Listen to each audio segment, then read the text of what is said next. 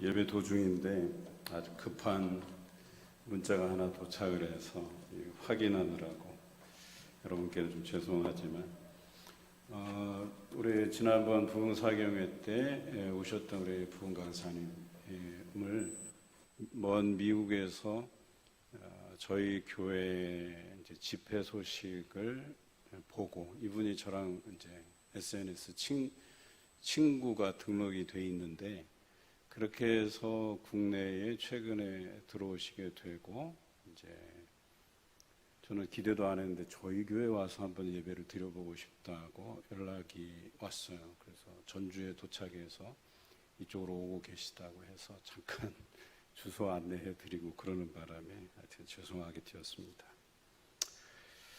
로마서에서 사도 바울의 그 목회자로서의 심정이 잘 드러나 있는 본문이 오늘 우리가 나누는 말씀입니다. 사도 바울은 유대인에게도 이 로마서가 읽혀지기를 바라는 마음이 있었습니다.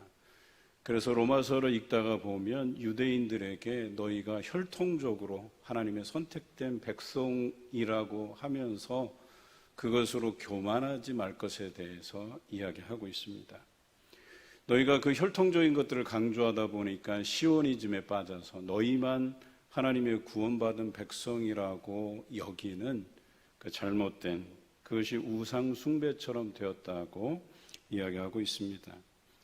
그리고 이방인에게는 특히 로마에 있는 성도들에게는 너희가 늦게 믿어서 나름 이전부터 신앙생활에 온 그 유대인들과는 달리 역동적이고 정말 활동성 있게 또 신앙생활하는 것은 인정하지만 너희가 유대인들을 비판하고 하는 것들을 삼가라고 이야기하고 있습니다.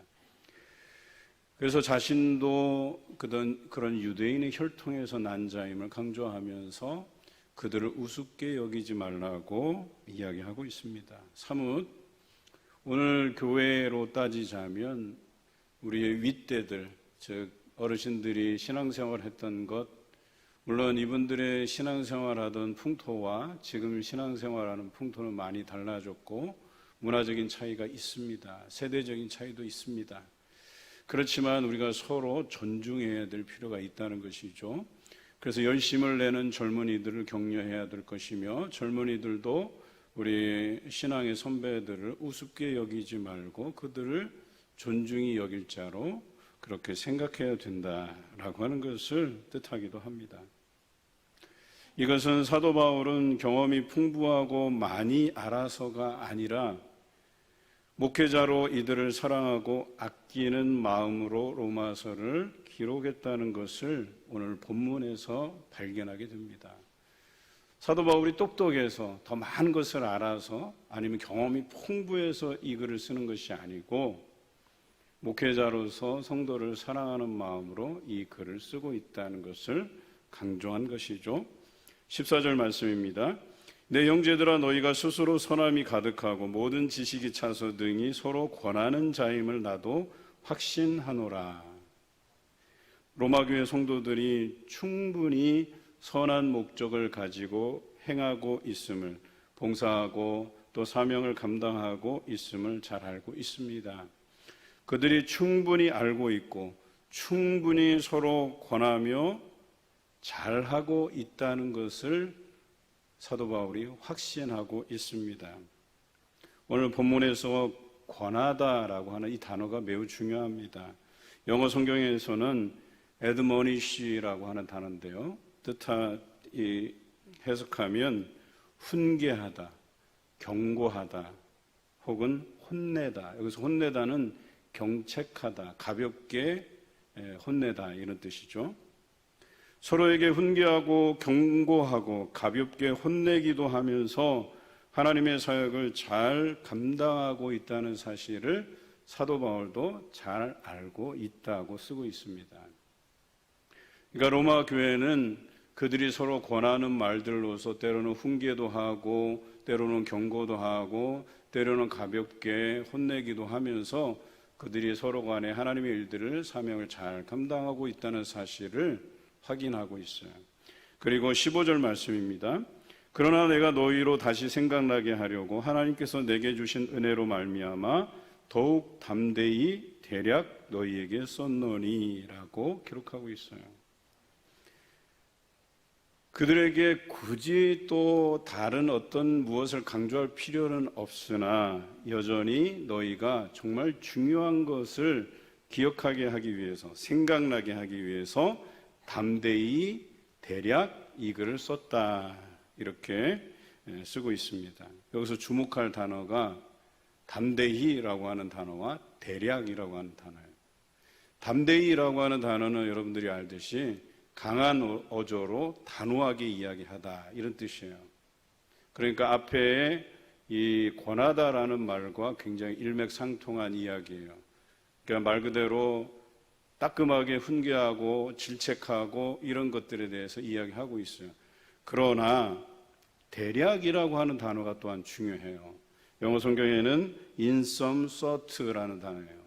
in some sort라는 단어가 대략, 다른 표현으로 하면 이렇습니다. 내가 직설적으로 이만큼 100% 표현해서 강한 어조로 너희에게 이야기할 수 있지만 in some sort, 대략 이야기했다는 것은 100% 말하지 않고 한 10%, 20% 이렇게 요약해서 간단하게 너에게 쓴다, 이런 표현이에요. 그 이야기는 강하고 단호한 어조로 쓰지만 100%의 이야기를 담아서 쓰지 않고 한 10%, 20%의 의미를 담아서 써도 너희가 이것을 충분히 알아들을 만한 믿음이 있다라고 하는 전제예요. 이렇게 로마서를 담대하게 써나간 목적이 무엇인가? 16절부터 18절에 그 기록 목적이 잘 드러나 있습니다. 첫째는 16절에 표현된 것처럼 이방인을 제물로 드리는 것이 성령 안에서 거룩하게 되어 받으실 만하게 하려 하심이라 라고 기록하고 있어요. 이 로마교회 성도들을 단순히 예수 그리스도를 믿는 단계에 두려워하지 않았다는 거예요. 그들에게 권하는 말씀을 통해서 그들 때로는 훈계하고 또 질책해서라도 그들이 하나님께서 받으실 만한 그런 믿음이 되도록 하기 위해서 로마서를 쓴다라고 이야기한 것입니다. 구약에서 제사장은 어떤 역할을 합니까? 제물을 드리는 사람들이 제물을 가져오면 그 제물이 하나님께 드릴 만한 거룩하고 흠 없는 것인지를 확인하는 일을 했습니다.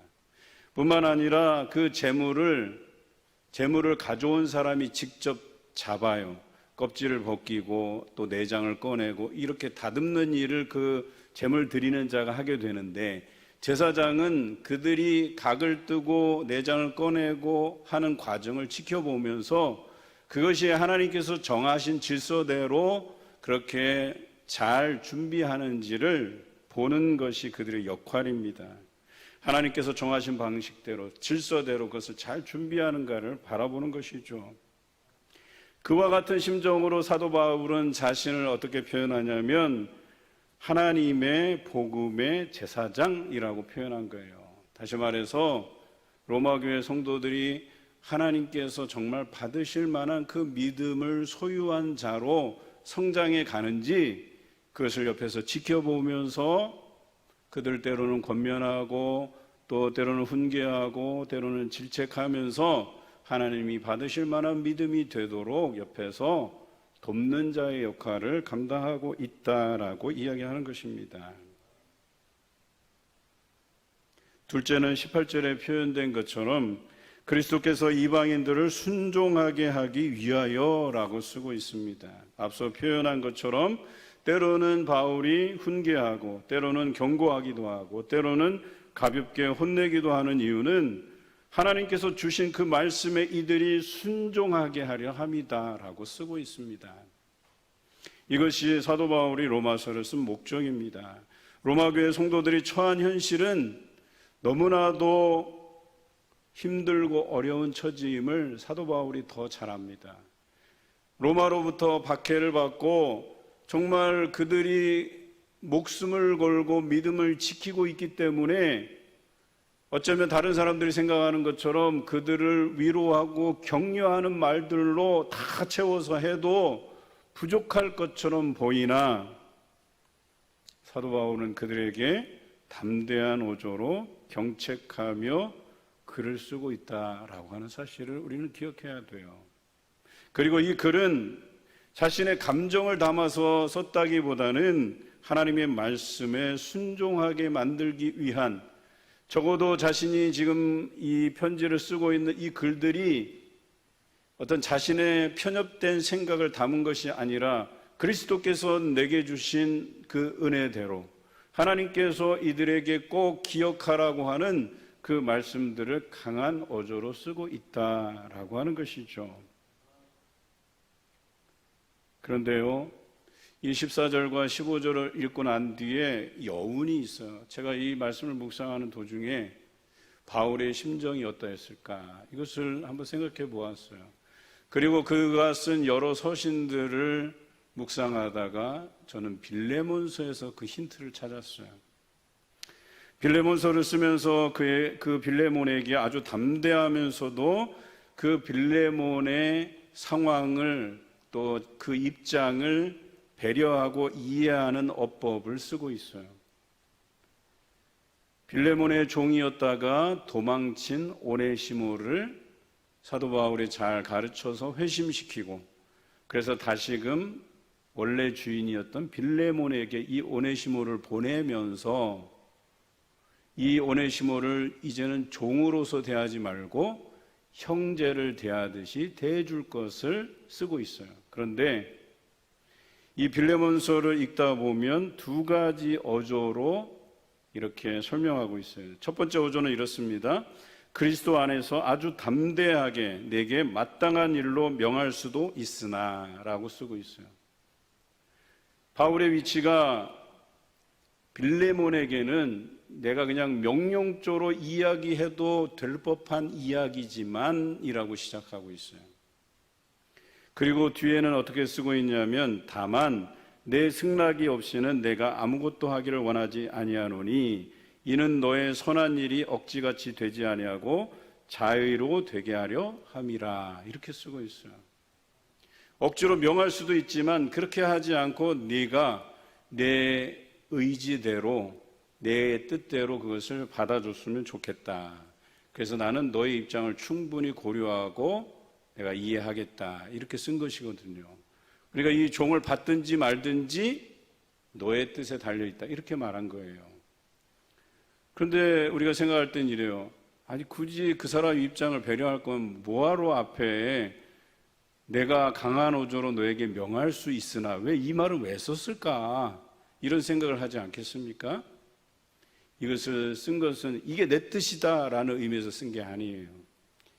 하나님께서 너에게 원하시는 것이 이 형제를 종으로서가 아닌 형제로서 받아주기를 원한다 라고 쓴 거예요. 이게 그 의미가, 그 마음의 의미가, 내가 이 오네시모를 만나고 보니까 처음에는 그 주인을 배반하고 도망쳤으나 이제는 그리스도를 믿고 이제는 우리가 그리스도 안에서 한 형제된 자로서 네가 받아주기를 우리 하나님께서 원하신다라고 쓴 거예요. 그렇지만 그것도 전적으로 너의 의지에 달려있다. 그래서 네가 판단하는 대로 이를 받아줄 건지 말 건지를 결정하면 좋겠다, 이렇게 쓴 것이죠. 여러분, 바울의 사역에선 분명한 원칙이 있어요. 그것은 자신의 심정대로 자신의 생각대로가 아닌 하나님의 뜻대로 그가 무엇이든지 결정하고 행했다라고 하는 것은 분명합니다. 바울의 사역에서 분명한 원칙이 있었는데 18절 하반절에도 나옵니다. 나를 통하여 역사하신 것 외에는 내가 감히 말하지 아니하노라, 이렇게 이야기하고 있어요. 오늘 편지를 쓰는 이 언어 어법이 굉장히 단호하면서도 상대방을 배려해서 이만큼 얘기할 것도 요만큼 얘기해서 이 정도 얘기하면 네가 알아듣겠지 라고 해서 강하지만 그 사람을 배려해서 요 정도 이야기도 네가 다 알아먹을 만한 믿음이 있어 라고 해서 쓴 글이라고 이야기하는 거예요. 그런데 그 말은 내 생각이 아닌 하나님께서 내게 주신 것 바로 그것만 이야기했다고 이야기하는 거예요. 그의 서신에서 자주 등장하는 말 두 가지가 있어요. 덕과 질서라는 단어입니다. 하나님께서 예수 그리스도를 통해 가르쳐 주신 것들에 위배되지 않는 그 원칙이 덕과 질서라고 하는 원칙이었었어요. 그 사람에게서 하나님께 영광을 올려드리는 그 덕 있는 모습들이 사람들에게 발견되기를 원하는 마음이 있었어요. 또한 성경에서 정한, 하나님께서 정하신 절차, 그 질서대로 잘 하도록 하기 위한 목적이 있었다라고 하는 것이죠. 사도 바울은 오늘 이 글을 쓰면서 로마 교인들을 존중했어요. 그들이 충분히 잘하고 있다. 그럼에도 불구하고 내가 단호한 어조로 너에게 말하면 이것이 꼭 여러분의 인생에서 꼭 기억돼야 될 말씀이다라고 하는 것을 강조하고 있는 거예요. 로마서를 지금까지 15장까지 쭉 써오면서 지금까지 내가 한 말 내 임의대로 한 것이 아니고 하나님께서 내게 은혜로 주신 말씀이다. 너희가 이것을 꼭 지켜 행할 것이라고 이야기하는 것이죠. 제가 신학대학 다닐 때 찬송가학이라는 과목이 있었어요. 찬송가만 잘 부르면 되지 무슨 찬송가학이라는 또 책을 내서, 사실 제가 오늘 준비했는데 책을 가져오진 않았어요. 그런데 이 찬송가학을 배우는 이유를 제가 이 책을 다시 한번 보면서 알았어요. 아, 내가 이때 이렇게 배웠구나. 물론 지금도 예배를 드리는 순간순간 어떤 찬송을 선별해서 정할 것인지에 대한 신중함이 있어요. 그게 이제 이 찬송가학이라는 이 과목에서 제가 배운 바라고 할 수 있겠죠. 제가 21페이지 한쪽을 쭉 읽어보는데 깜짝 놀랐어요.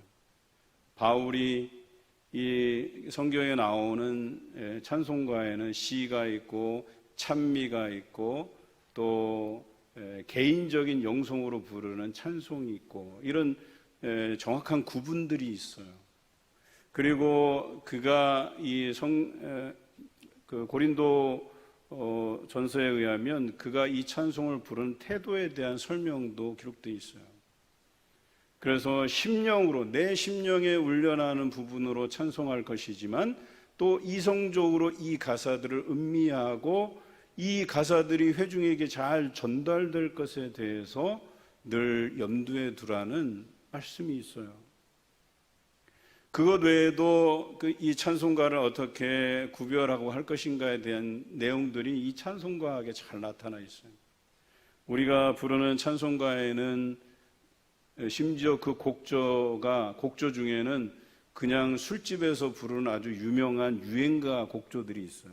그 곡조를 가져와서 개사를 해서 찬송가로 만든 곡들도 있어요. 또 미국의 대부흥운동 때 불렀던 소위 말해서 후렴구가 들어가는 후렴구라고 되어 있는 찬송들은 대부분 대부흥운동 때 불려졌던 곡들이에요. 그러나 또 우리가 예배 드릴 때 첫송으로 사용하는 영광송은 주로 앞부분에 나오는 오직 하나님께 영광을 드리는 찬송이 선별되어 있어요. 그리고 여러 그 작곡자들에 대한 성향에 따라서 그 찬송의 분위기가 달라요. 어떤 것은 굉장히 장중하고 무겁고 어떤 것은 굉장히 위로가 되고 또 어떤 것은 굉장히 행진곡 같은 느낌이 들고 다 다르게 되어 있어요.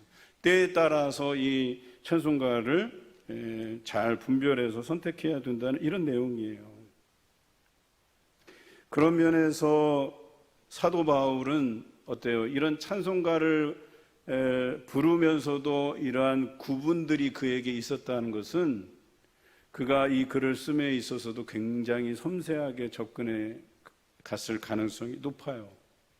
그래서 그 글을 읽는 회중들도 고려하고 또 그러면서도 그냥 단순하게 이해의 측면이 아닌 너희가 이것이 하나님의 뜻인 줄 알고 반드시 지켜야 된다라고 하는 단호한 어조도 있지 않았어요. 우리가 이 말씀을 들을 때 이런 권하는 표현, 이 권하는 것들에 대해서 가볍게 듣지 말아야 된다는 거예요. 그것이 덕과 질서를 세우는 길이라면 내가 그것을 무겁게 받아들이고 이것이 사도 바울이 나에게 주는 단호한 어조로 이것을 꼭 기억해야 돼, 너희는 꼭 이렇게 해야 돼 라고 하는 것을 우리가 받아들여야 된다라고 하는 것입니다. 교회에서 일어나는 권하는 일은 사도 바울처럼 신중해야 되고, 또 한편으로는 덕과 질서를 세우기 위해서 강력하고 단호해야 된다라는 것을, 이 두 가지 면을 다 가지고 있다는 사실이에요. 권하는 말을 받는 사람도 신중해야 돼요. 저 사람이 나를 위해서 이런 권하는 말로 때로는 내게 훈계하고 때로는 내게 경고하고 또 때로는 나를 경책하기도 한다는 사실을 기억하셔야 돼요. 그런데 여기에서 상대방을 미워하는 감정과 상대방을 위하고 사랑하는 감정을 구분할 필요가 있어요. 여러분, 비난이라고 하는 것 잘 아시죠? 비난은 상대방을 미워할 때 생기는 감정이에요. 그 감정을 담잖아요. 그러면 그 사람에게 그 인격적인 모독, 그 사람을 절망 가운데 빠뜨리고 그렇게 될 수 있어요, 충분히. 그러나 대부분의 권하는 말들은 어때요? 그 사람을 위하는 말이고, 그 사람이 좀 이것에 대해서 이렇게 해주면 좋겠다 하는 사랑하는 마음을 담은 권하는 말이라고 저는 생각을 합니다. 그리고 권하는 자로서는 하나님께 받은 그 말씀을 그에게 전해서 그 사람이 다른 사람에게 덕을 드러낼 수 있고, 뿐만 아니라 하나님께서 정해놓으신 그 질서대로 할 수 있도록 하기 위함이다 라고 하는 것이죠. 그래서 이러한 말들로 하나님이 받으실 만한 그 사람이 되도록 하기 위해서 권하는 말로 하는 것 아니겠습니까? 그런데 여러분, 그 사람들이 여러분을 무너뜨리기 위해서, 그래서 다른 사람에게 창피당하고 정말 저 사람이 이것으로 인해서 내 눈에 가시 같은 저 존재가 사라졌으면 좋겠다라고 하고 작심하고 발언한다고 하면, 여러분, 그건 받을 만한 이야기도 아니죠. 그런데 받는 사람의 입장에서도 잘 생각해 봐야 돼요. 이 말이 저 사람이 나를 위한 말인지, 아니면 정말 나를 톡톡하게 창피해 주려고 눈에 가시 같은 존재로서 여기서 사라졌으면 하는 그런 마음으로 했는지를 잘 구별해서 들어야 될 필요가 있다라고 하는 것이죠. 그런데 사도 바울은 로마에 있는 성도들의 이 글을 쓰면서 또 이 글을 읽을 유대인들을 생각하면서 신중하게 쓴 거예요. 너희들 너무 거만하게 하지 마. 그 혈통적으로 너희들이 하나님의 선택된 백성이라고 해서 그것으로 너희만 구원 얻을 수 있다는 이 이기적인 교만함에서 벗어나야 돼라고 이야기하면서, 한편으로는 이방인들에게, 로마교회 성도들에게 너희들 늦게 믿어서 역동적이고 열심인 건 사실이지만 그렇다고 해서 오래된 유대인들의 신앙 그거 무시하지 마 라고 이야기하고 있는 거예요. 그래서 서로가 서로를 존중할 것에 대해서 쓰고 있다라고 하는 것이죠. 여러분, 우리는 교회에서 이러한 존중이 필요한 시대예요. 그냥 그 말의 어조로 인해서 우리가 상처받지 않았으면 좋겠어요. 오늘 여기 애드모니시라고 하는 이 단어는요, 정말 그냥 감정적으로 이 단어를 대하면 저 사람이 뭔데 나를 훈계해? 지가 뭔데 나에게 경책을 해? 지가 뭔데 나에게 경고를 해? 이렇게 반응할 수 있는 단어라는 얘기예요. 권하면서 이야기하는데 그 말로 인해서 상처 입고 오해하고 이러기보다는, 오늘 이 사도 바울이 이 단어를 쓰면서 신중한 것은 뭐냐면 너희가 오해가 없기를 바라면서 쓰고 있는 거예요. 적어도 목회자로서 로마 교회 성도들을 사랑하고 또 유대인 크리스찬들을 사랑하는 마음으로 이 글을 썼다는 것을 분명히 하고 있고, 분명한 것은 내 감정을 따라 쓴 것이 아니고 여호와께로부터 받은 그 은혜를 따라 하나님께서 말씀해 주시지 않은 것들은 내가 말하지 않기를 원하노라 분명히 선언하고 쓰고 있다는 사실이에요. 여러분, 목회자가 강단에 서서 야, 오늘 목사님 또 저거 나 들으라고 하는 말이네, 이렇게 표현하면 답이 없어요. 답이 없어요. 제가 여러분을 미워해서 여러분 마음에 이렇게 생채기를 내게 하기 위해서 말씀을 준비하고 옛다 받으라, 네 마음에 자 칼을 내가 꽂아주마, 이렇게 말씀을 준비하는 목회자가 어디 있겠어요? 물론 있다고도 들었어요. 제가 그런 사적인 감정의 대립이 막 극에 달아서 목사가 성도들에게 막 그렇게 막 하고, 또 성도들은 목사에 대해서 마음의 문을 닫아버려서 교회가 막 문제가 일어나고, 그런 교회도 가끔은 있어요. 그렇지만 제가 이 강단에서 여러분께 전해드리는 이 말씀은 제 감정을 담아서 드릴 말씀이 아니라고 하는 것은 분명합니다. 이것이 하나님께서 사도 바울에게 주신 말씀대로 그가 그대로 로마에 있는 교인들에게 표현한 것이고, 또한 그 심정이 목회자의 심정임을 제가 이 자리를 빌어서 여러분들에게 솔직하게 말하는 거예요. 이후로라도 제가 강단에서 드리는 말씀으로 인해서 여러분이 상처받는 일이 없었으면 좋겠어요. 사도 바울은 이런 말로 권하면서 이 말에 순종하면 오늘 성경에 나와 있듯이 성령의 능력이 임하게 되고 거기에 표적과 기사가 따른다고 이야기하고 있어요. 여러분, 권하는 말에 귀 기울이지 않는 사람에게는 어찌 그 성령이 능력으로 나타날 수 있겠습니까? 어떻게 그들 삶에서 표적과 기사가 나타날 수 있겠습니까? 오로지 그 말씀, 그 권하는 말씀을 듣고 순종하는 사람, 행하는 사람이 성령의 능력을 힘입게 되고 여러분의 삶 속에서 표적과 기사가 일어나게 되는 것입니다. 사도 바울은 자신이 사랑으로 권하는 말에는 하나님께서 주신 것 외에는 다른 것이 있지 않다고 확실히 말하면서 이 말씀을 받는 이에게 성령의 능력과 표적과 기사가 일어날 것이라고 확신하고 있습니다. 그리고 실제로 바울이 권하는 말씀을 듣고 순종하고 행하던 사람들의 그 일생에 하나님께서 보여주신 표적과 기사가 엄청나게 일어나요. 그 사건들이 바울이 쓴 서신에도 기록되어 있고 사도행전에도 기록되어 있는 것 아니겠습니까? 그 일로 인해서 복음이, 오늘 성경에 나와 있듯이 예루살렘에서 시작된 복음이 일루리곤까지 편만하게 전하여졌다, 이렇게 기록하고 있어요. 일루리곤은 지금의 마게도냐의 위쪽, 지금 나라로 표시하면 알바니아입니다. 이 알바니아까지 복음이 큰 문제 없이 잘 전해졌다. 어떤 일들로? 이 권하는 말에 사람들이 집중하고 순종함으로 받아들여서 거기에 성령의 능력이 나타나고 표적과 기사가 일어나고, 그래서 많은 사람들이 그것을 보고 하나님의 살아계심을 경험하고 예수 그리스도를 믿고 하나님께로 돌아오는 사람들이 많이 생겼다라고 하는 겁니다. 이렇게 된 까닭이 바로 바울이 지금까지 권하는 말은 그리스도께서 주신 것이고 듣는 이가 그것에 대해서 행위로서 반응했기 때문에, 순종했기 때문에 이러한 일들이, 복음이 온 세계에 퍼져나가는 일들이 생겨났다고 이야기하는 겁니다.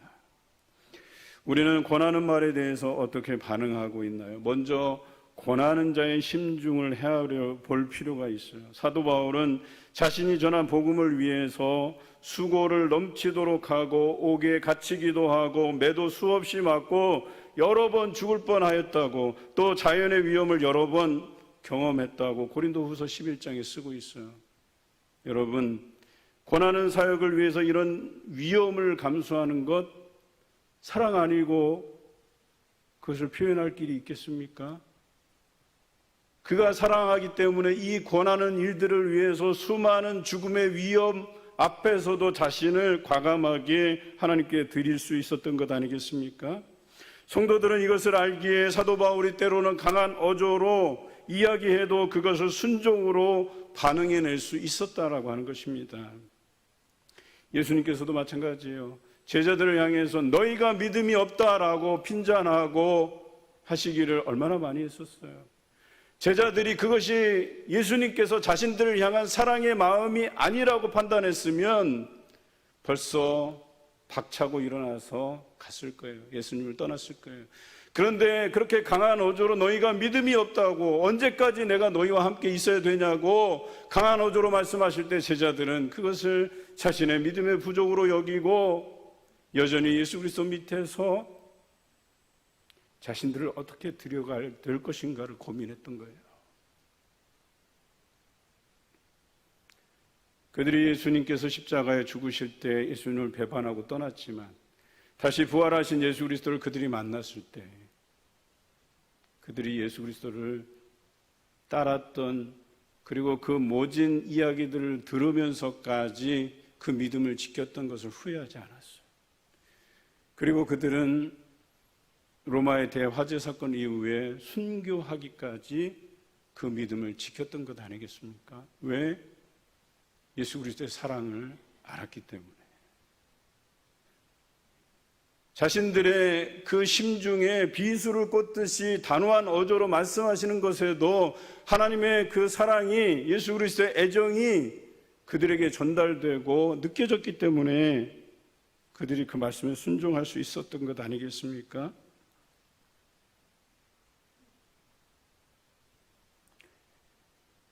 혹 예수님께로부터 받은 그 권하는 말을 전하는 자의 진의를 헤아리지 못해 상처로 남은 경험은 없으십니까?